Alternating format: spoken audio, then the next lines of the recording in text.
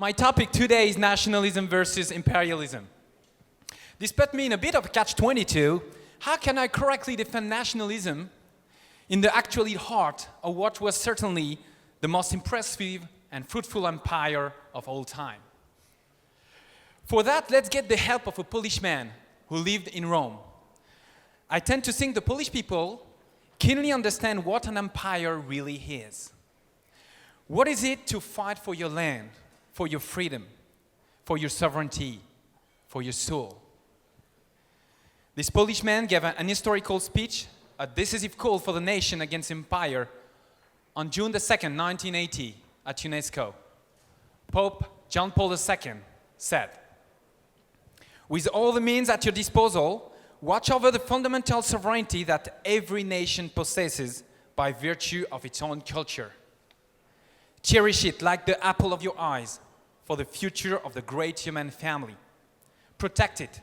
Do not allow this fundamental sovereignty to become the prey of some political or economic interest. Do not allow it to become a victim of totalitarian and imperialistic systems or hegemony for which man counts only as an object of domination and not as a subject of his own human existence." Why cherish the nation? The nation word is coming from the Latin word natio and the verb nascere, meaning birth. To belong to a nation, you have to be born there, or to have relative there, or at least to be born again by assimilating yourself in the country that welcomes you. Millions of people in the past went through this long process for the greatness of our countries, and for centuries, it worked. Modern thought has attempted to redefine nation as a word coming from will and contract, before making it a synonym to evil. Former socialist French President François Mitterrand famously declared 25 years ago, almost to this day in the EU Parliament, "Nationalism is war." His generation of leaders decided to organize the days of the nation state, and today leaders have gone further and now are asking for the death of the West. The West who has been too successful, too wealthy, too offending, to dare to even exist. Nationalism is not war.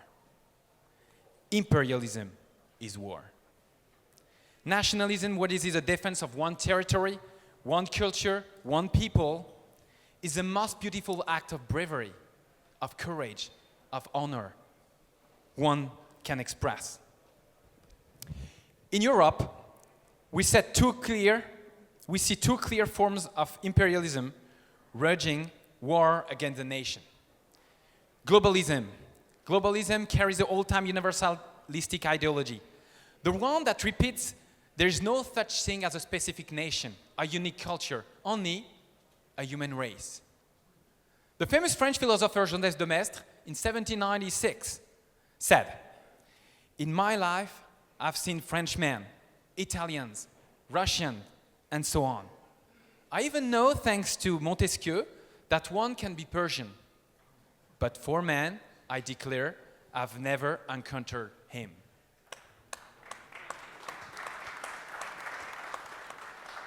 Far from the mess, French President Macron declared recently, "There is no French culture." Yes, you heard it correctly. He said there is no such a thing as French culture. Who can say such a thing? Everybody on earth knows the French culture is the top of the top. The cherry on the cake of world civilization, right? How can the leader of a country tell his countrymen, in a sense, you are nothing? The crazy thing is that this ideology is shared by most of our elite. They read the same books, attend the same school, live in the same safe neighborhoods, repeat the same dogmas and slogans. But they're missing one key element that crumbles any ideology: reality.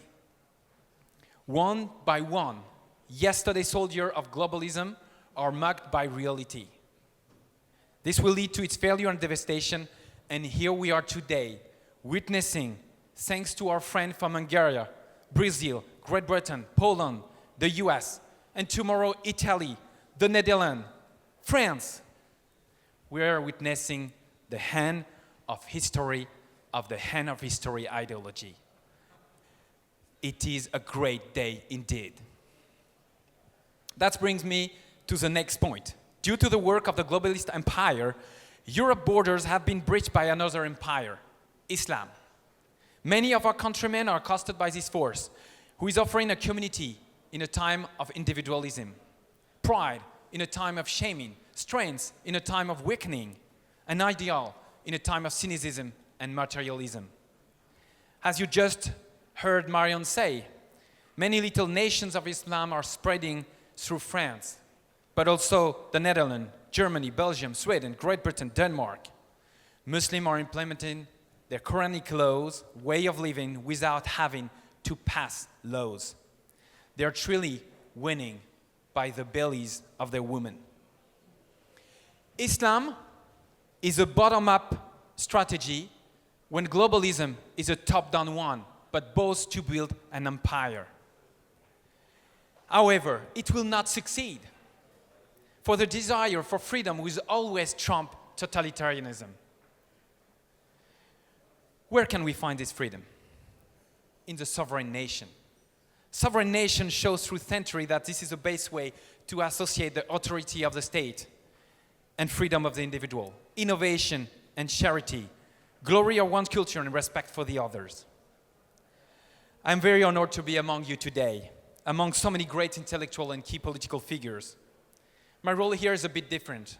I have the privilege at IFP to meet hundreds of young French students who have convictions, courage, and a rare sense of dedication to their country and its future.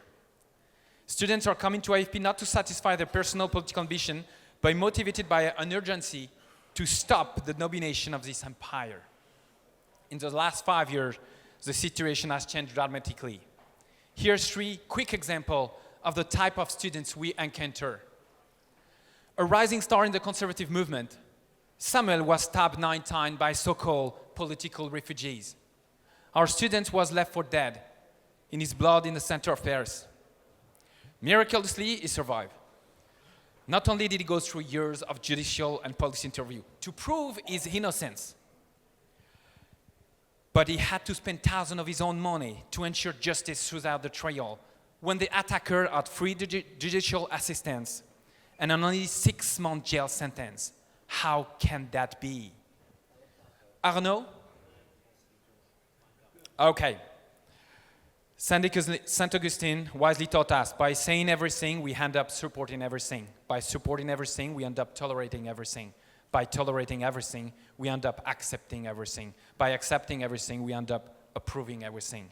We must remain vigilant with what we are accepting, and remember our countrymen are simply fighting to have security, justice, and true freedom. The nation can offer this. As I look out to all of you, I see something unique today being set. An international brotherhood of nations fighting each for their specific battle, but with a common goal. The sovereignty of our country for the sake of our identity. The globalist order feels its winter is approaching. It's up to us to make sure it happens sooner than later, because another empire is already knocking on the European door. Keep up the fight. En avant vers la victoire. Merci. Thank you. Grazie mille.